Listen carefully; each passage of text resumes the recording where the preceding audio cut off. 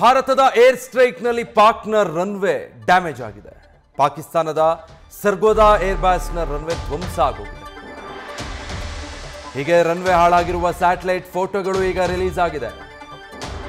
ಪಾಕ್ನ ಸುಕ್ಕೂರು ಏರ್ಬೇಸ್ನಲ್ಲಿದ್ದಂಥ ಕಟ್ಟಡಗಳಿಗೂ ಕೂಡ ಭಾರತದ ದಾಳಿಯಿಂದ ಹಾನಿಯಾಗಿದೆ.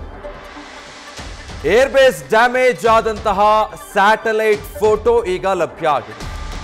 ಸುಮ್ಮನೆ ಹೇಳ್ತಾ ಇಲ್ಲ, ಅಥವಾ ಪಾಕಿಸ್ತಾನ ಅದನ್ನು ಮುಚ್ಚಿಡೋದಕ್ಕಾಗಲ್ಲ. ಭಾರತ ಮಾಡಿರೋ ದಾಳಿಗೆ ಏನೇನೆಲ್ಲ ಡ್ಯಾಮೇಜ್ ಆಗಿದೆ ಅನ್ನೋದು ಈ ಸ್ಯಾಟಲೈಟ್ ಫೋಟೋಗಳಲ್ಲಿ ನೀವು ಸ್ಪಷ್ಟವಾಗಿ ಗಮನಿಸಬಹುದು. ಸರ್ಗೋದಾ ಏರ್ಬೇಸ್ ಧ್ವಂಸ ಆಗಿರೋದನ್ನ ನೀವು ಈ ಸ್ಯಾಟಲೈಟ್ ಇಮೇಜ್ನಲ್ಲಿ ಗಮನಿಸಬಹುದು. ಭಾರತ ನಡೆಸಿರುವ ದಾಳಿಯಿಂದ ಸರ್ಗೋದಾ ಏರ್ಬೇಸ್ ಧ್ವಂಸ ಆಗೋಗಿದೆ. ಸ್ಯಾಟಲೈಟ್ ಇಮೇಜ್ನಲ್ಲೂ ಕೂಡ ಬಹಳ ಸ್ಪಷ್ಟವಾಗಿ ಅಲ್ಲಿ ಎಷ್ಟು ಹಾನಿ ಆಗಿದೆ ಅನ್ನೋದನ್ನು ನೀವು ಗಮನಿಸಬಹುದು. ಇನ್ನು ಸುಕ್ಕೂರು ಏರ್ಬೇಸ್ನ ಕಟ್ಟಡ ಕೂಡ ಡ್ಯಾಮೇಜ್ ಆಗಿರೋದನ್ನ ಈ ಮತ್ತೊಂದು ಫೋಟೋಲಿ ನೀವು ಗಮನಿಸಬಹುದು. ಆ ಮಾರ್ಕ್ ಮಾಡಿ ತೋರಿಸ್ತಾ ಇದೀವಲ್ಲ, ಆ ಸ್ಥಳಗಳಲ್ಲಿ ಗಮನಿಸಿದ್ರೆ ಭಾರತದ ದಾಳಿಯಿಂದ ಅಲ್ಲಿ ಏನು ಹಾನಿಗೊಳಗಾಗಿದೆ ಅನ್ನೋದು ಸ್ಪಷ್ಟವಾಗಿ ಗೊತ್ತಾಗುತ್ತೆ. ಇದೆಲ್ಲವೂ ಕೂಡ ಸ್ಯಾಟಲೈಟ್ ಕ್ಯಾಪ್ಚರ್ ಮಾಡಿರುವಂಥ ಇಮೇಜ್ಗಳು. ಭಾರತ ಇಲ್ಲಿಂದ ಉಡಾಯಿಸಿದಂತಹ ಮಿಸೈಲ್ಗಳಿಗೆ ಪಾಕಿಸ್ತಾನದ ಏರ್ಬೇಸ್ಗಳು, ಅಲ್ಲಿದ್ದಂತಹ ಕಟ್ಟಡಗಳಿಗೆ ಎಷ್ಟರ ಮಟ್ಟಿನ ಹಾನಿಯಾಗಿದೆ, ರನ್ವೇ ಯಾವ ರೀತಿ ಧ್ವಂಸ ಆಗಿದೆ ಅನ್ನೋದಕ್ಕೆ ಸಂಬಂಧಪಟ್ಟ ಹಾಗೆ ಸ್ಯಾಟಲೈಟ್ ಇಮೇಜ್ಗಳು ಈಗ ಲಭ್ಯ ಆಗಿದೆ. ನಿನ್ನೆ ಕೂಡ ಸುದ್ದಿಗೋಷ್ಠಿ ನಡೆಸಬೇಕಾದ್ರೆ ಭಾರತದ ಸೇನೆಯ ಆಪರೇಷನ್ ಡಿಜಿಗಳು ಒಂದಷ್ಟು ಫೋಟೋಸ್ ಮತ್ತು ವಿಡಿಯೋಗಳನ್ನು ರಿಲೀಸ್ ಮಾಡಿದರು. ಅದರ ಜೊತೆಗೆ ಈಗ ಒಂದಷ್ಟು ಸ್ಯಾಟಲೈಟ್ ಫೋಟೋಗಳು ಕೂಡ ಲಭ್ಯ ಆಗ್ತಾ ಇದೆ. ಡೀಟೇಲ್ಸ್ ಕೊಡ್ತಾರೆ ಜಗದೀಶ್. ಈಗ ಭಾರತ ಪಾಕಿಸ್ತಾನದಲ್ಲಿ ಎಲ್ಲೆಲ್ಲಿ ಡ್ಯಾಮೇಜ್ ಮಾಡಿದೆ, ಏನೇನು ಹೊಡೆತ ಕೊಟ್ಟಿದೆ ಅನ್ನೋದಕ್ಕೆ ಸಂಬಂಧಪಟ್ಟ ಹಾಗೆ ಫೋಟೋಗಳು, ವಿಡಿಯೋಗಳು, ಈಗ ಈ ಸ್ಯಾಟಲೈಟ್ ಇಮೇಜಸ್ಗಳು ಒಂದೊಂದೇ ಸಾಕ್ಷೀಕರಿಸ್ತಾ ಹೋಗ್ತಾ ಇದೆ.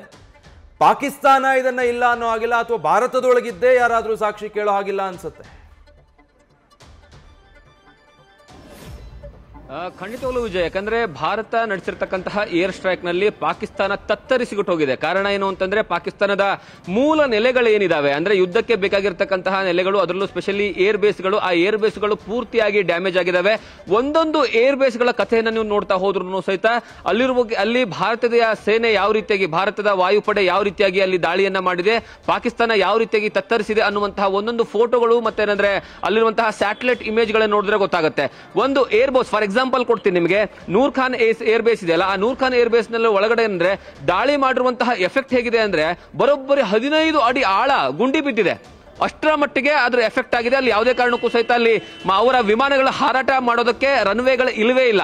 ರನ್ವೇಗಳೇ ಇಲ್ಲ ಅಂದ್ರೆ ಯಾವ ರೀತಿಯಾಗಿ ಅವರು ಹಾರಾಟ ಮಾಡ್ತಾರೆ, ವಿಮಾನಗಳನ್ನ ಏನಂದ್ರೆ ಟೇಕ್ ಆಫ್ ಮಾಡ್ತಾರೆ ಅಥವಾ ಲ್ಯಾಂಡಿಂಗ್ ಮಾಡ್ತಾರೆ. ಆ ರೀತಿಯಾಗಿ ಕೇವಲ ಒಂದು ವಿಮಾನ ನಿಲ್ದಾಣ ಅಲ್ಲ, ಅಂದ್ರೆ ಒಂದು ಏರ್ ಬೇಸ್ ಅಲ್ವಾ, ಆ ರೀತಿಯಾಗಿ ಅಂದ್ರೆ ಬರೋಬ್ಬರಿ 11 ಏರ್ ಬೇಸ್ ಗಳನ್ನ ಪೂರ್ತಿಯಾಗಿ ಜಖಂ ಮಾಡುವಂತಹ ಕೆಲಸವನ್ನ ಮಾಡಿದ್ದಾರೆ. ಕಳೆದ 2-3 ದಿವಸಗಳಿಂದ ನಿರಂತರವಾಗಿ ಆ ಏರ್ ಬೇಸ್ ಗಳಲ್ಲಿ ಬಿದ್ದಿರ್ತಕ್ಕಂತಹ ಗುಂಡಿಗಳನ್ನ ಮುಚ್ಚುವಂತಹ ಕೆಲಸವೇ ಪಾಕಿಸ್ತಾನದ ಸೇನೆಗೆ ಆಗ್ಬಿಟ್ಟಿದೆ. ಪಾಕಿಸ್ತಾನದ ವಾಯು ಸೇನೆಯ ಕೆಲಸವೇ 3 ದಿವಸಗಳಿಂದ ಭಾರತ ಮಾಡಿರ್ತಕ್ಕಂತಹ ದಾಳಿಯ ಗುಂಡಿನ ಪರಿಣಾಮ ಆ ಗುಂಡಿಯನ್ನ ಮುಚ್ಚುವಂತಹ ಕೆಲಸವೇ ಮಾಡಲಾಗ್ತಾ ಇದೆ. ಆದ್ರೆ ಇನ್ನೂವರೆಗೂ ಸಹಿತ ಪೂರ್ತಿಯಾಗಿ ರಿಕವರಿ ಮಾಡೋದಕ್ಕೆ ಆಗ್ತಾ ಇಲ್ಲ. ಇದು ಕೇವಲ ಒಂದು ಏರ್ ಬೇಸ್ ಅಲ್ಲ, ಈ ರೀತಿಯಾಗಿ 11 ಏರ್ ಬೇಸ್ ಗಳಿದಾವೆ. ಅದರಲ್ಲಿ ಏನಂದ್ರೆ ಒಂದೊಂದು ಏರ್ ಬೇಸ್ ಗಳಲ್ಲೂ ಸಹಿತ ಒಂದೊಂದು ಹೊಸ ರೀತಿಯ ಚಿತ್ರಣಗಳು. ಯಾಕಂದ್ರೆ ಏರ್ ಬೇಸ್ ಗಳಲ್ಲಿರುವಂತಹ ಪರಿಸ್ಥಿತಿ ಹೇಗಿದೆ ಅಂದ್ರೆ, ಒಂದು ಏರ್ ಬೇಸ್ ಗಳನ್ನ ಕ್ಲೋಸ್ ಏನೋ ರನ್ವೇಗಳ ಮೇಲೆ ಅಟ್ಯಾಕ್ ಅನ್ನ ಮಾಡಿದ್ರೆ, ಇನ್ನೊಂದು ಡೈರೆಕ್ಟ್ ಆಗಿ ಏರ್ ಬೇಸ್ ಗಳ ಮೇಲೆ ದಾಳಿಯನ್ನು ಮಾಡುವಂತಹ ಕೆಲಸವನ್ನ ಮಾಡಿದೆ. ಅಂದ್ರೆ ಅವರು ಸ್ಟೋರೇಜ್ ಅಂತ ಇಟ್ಕೊಳ್ತಾರಲ್ಲ, ಆ ಸ್ಟೋರೇಜ್ ಸೆಂಟರ್ ಏನಿದೆ, ಆ ಸೆಂಟರ್ ಪೂರ್ತಿಯಾಗಿ ಡ್ಯಾಮೇಜ್ ಆಗಿರುವಂತದ್ದು. ಆ ಸ್ಟೋರೇಜ್ ಸೆಂಟರ್ ಗಳನ್ನ ಮತ್ತೆ ಅವರು ಪೂರ್ತಿಯಾಗಿ ರಿಕವರಿ ಮಾಡ್ಕೋಬೇಕು ಅಂದ್ರೆ ಕನಿಷ್ಠ ಪಕ್ಷ 6 ತಿಂಗಳಾದ್ರೂ ಕಾಲಾವಕಾಶ ಬೇಕು.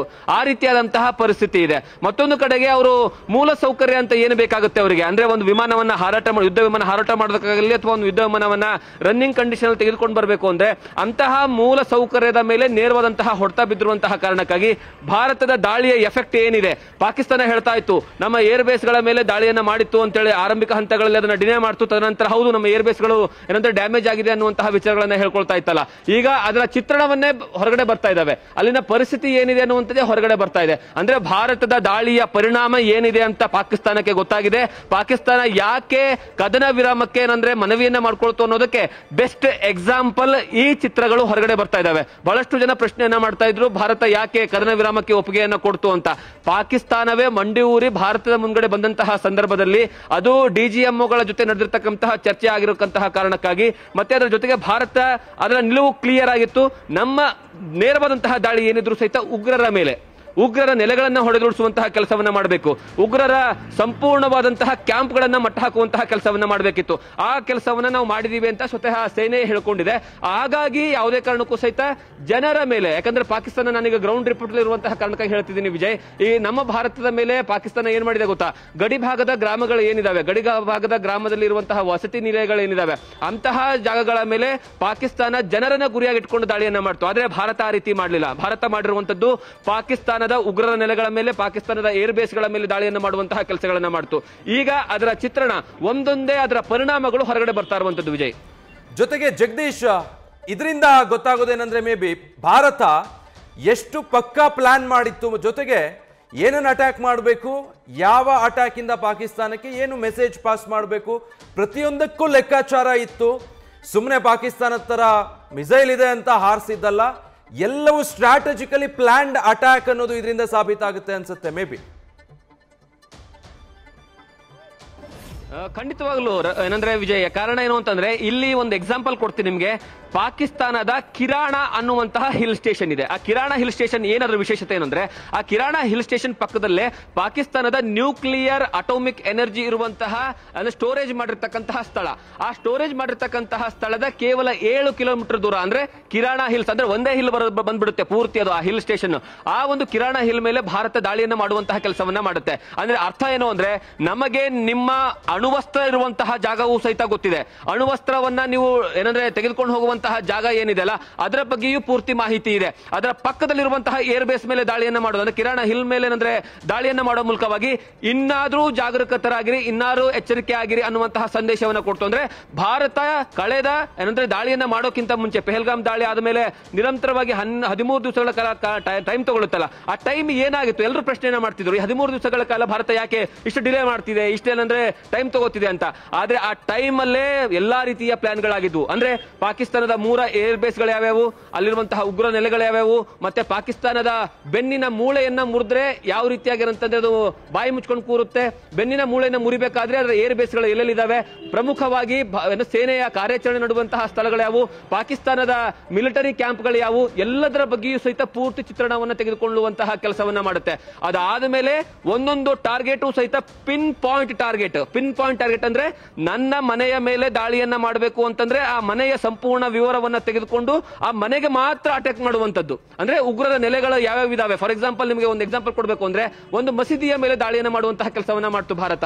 ಅಲ್ಲಿ ಮದ್ರಾಸಾ ಮೇಲೆ ದಾಳಿಯನ್ನ ಮಾಡುವಂತಹ ಕೆಲಸ ಮಾಡ್ತು. ಅದೇ ಮದ್ರಾಸಾದಲ್ಲಿ ಏನಂದ್ರೆ ಉಗ್ರರಿಗೆ ಟ್ರೈನಿಂಗ್ ಕೊಡುವಂತಹ ಕೆಲಸ ಆಗ್ತಾ ಇತ್ತು. ಅದರ ಅಕ್ಕಪಕ್ಕ ತುಂಬಾ ಮನೆಗಳಿದ್ವು, ಆದ್ರೆ ಅಲ್ಲೆಲ್ಲೂ ಸಹಿತ ದಾಳಿ ಆಗಿಲ್ಲ. ನೇರವಾಗಿ ಆ ಮದ್ರಾಸಾ ಮೇಲೆ, ಉಗ್ರರ ನೆಲೆ ಇರುವಂತಹ ಮದ್ರಾಸಾ ಮೇಲೆ ದಾಳಿಯನ್ನ ಮಾಡುತ್ತೆ. ಅಲ್ಲಿರುವಂತಹ ಉಗ್ರನ ಸದೆ ಬಡಿಯುತ್ತೆ. ಅಂದ್ರೆ ಅರ್ಥ ಏನು ಅಂದ್ರೆ, ಪೂರ್ತಿ ಪ್ರಿಪರೇಷನ್ ಇಟ್ಕೊಂಡೇ ಕಾರ್ಯಾಚರಣೆ ಮಾಡಿರುವಂತದ್ದು. ಈಗಲೂ ಸಹಿತ ಏರ್ ಬೇಸ್ ಗಳಾಗಿರ್ಬೋದು, ಅದ್ರ ಜೊತೆಗೇನಂದ್ರೆ ಅಲ್ಲಿರುವಂತಹ ಉಗ್ರ ನೆಲೆಗಳಾಗಿರ್ಬೋದು, ಎಲ್ಲವೂ ಸಹಿತ ಸಂಪೂರ್ಣವಾಗಿ ಏನೋ ಭಾರತದ ಎಷ್ಟರ ಮಟ್ಟಿಗೆ ಒಂದು ಇಂಟೆಲಿಜೆನ್ಸ್ ಆಗಿರ್ಬೋದು, ಅಥವಾ ಮತ್ತೊಂದು ಕಡೆಗೆ ಭಾರತದ ಸೇನೆ, ಅದರಲ್ಲೂ ಪ್ರಮುಖವಾಗಿ ವಾಯುಪಡೆಯ ನಿಖರತೆಯ ಬಗ್ಗೆ ಪ್ರಶ್ನೆ ಮಾಡೋರಿಗೆ ಇಲ್ಲಿ ಸರಿಯಾದಂತಹ ಉತ್ತರ ಸಿಕ್ಕಿರುವಂತದ್ದು ವಿಜಯ್. ನ್ಯೂಸ್ ಫಸ್ಟ್, ನಿರ್ಭೀತಿಯಿಂದ ನಿಮ್ಮ ಪರವಾಗಿ.